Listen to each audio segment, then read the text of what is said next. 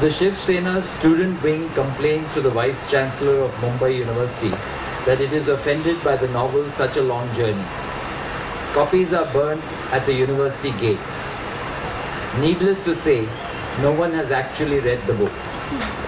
The mob leader, speaking in Hindi to a television camera, says, "The author is lucky he lives in Canada. If he were here, we would burn him as well." The mob demands the book's removal within 24 hours from the syllabus. The good Vice Chancellor obliges the mob. All this happened in September. Consequently, the Shiv Sena sent fulsome congratulations to the Vice Chancellor on his prompt and wise decision. Students and faculty protested the abomination, unwilling to accept his abuse of power, his invoking of emergency measures unused in the university's 153-year history, circumventing the process for syllabus change, damaging the university's reputation, succumbing to political pressure. For days, the Vice Chancellor said nothing, offered no explanation. He is, we are told, a PhD in statistics, a useful subject for dealing with permutations, combinations, probabilities, but silent on the matter of moral responsibility. In this sorry spectacle of book burning and book banning, the Shiv Sena has followed its depressingly familiar, tediously predictable script of threats and intimidation that Mumbai has endured since the organization's founding in 1966. But it is the expeditious decision by Mumbai University which causes profound dismay. After his long silence, the Vice Chancellor has now stated that he, in fact, followed the correct procedures and the decision was taken by the Board of Studies, the outgoing Board of Studies to be precise. More bobbing, weaving and slippery behavior is no doubt in the offing. But one thing remains. A political party demanded an immediate change in syllabus and Mumbai University provided deluxe service via express delivery, making the book disappear the very next day. The university, in the person of the Vice Chancellor, occupies an exalted position in civilized society, the champion of academic independence and freedom of expression. Instead, Mumbai University has come perilously close to institutionalizing the ugly notion of self-censorship. The Vice Chancellor knows what he must do to remove the stain. This sordid story, however, does have a bright spot.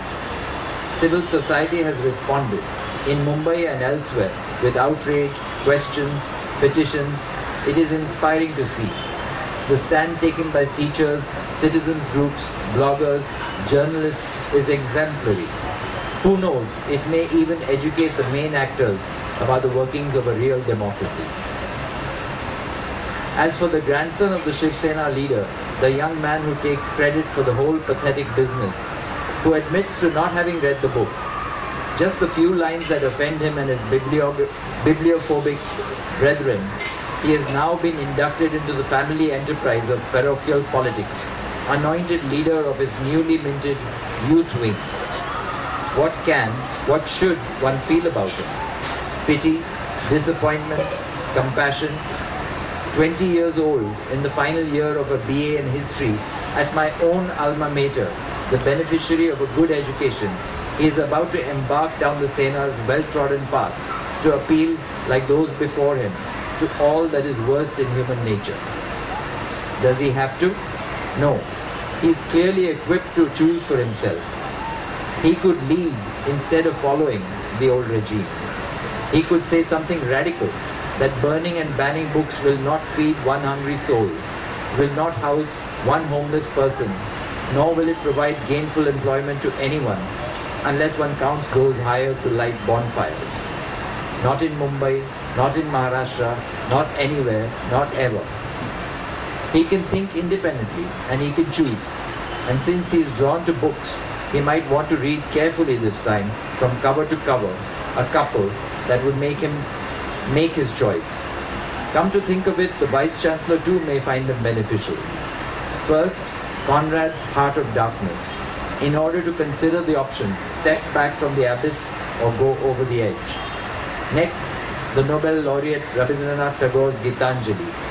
And I would urge particular attention to this verse, where the mind is without fear and the head is held high, where knowledge is free, where the world has not been broken up into fragments by narrow domestic walls. Into that heaven of freedom, my Father, let my country awake.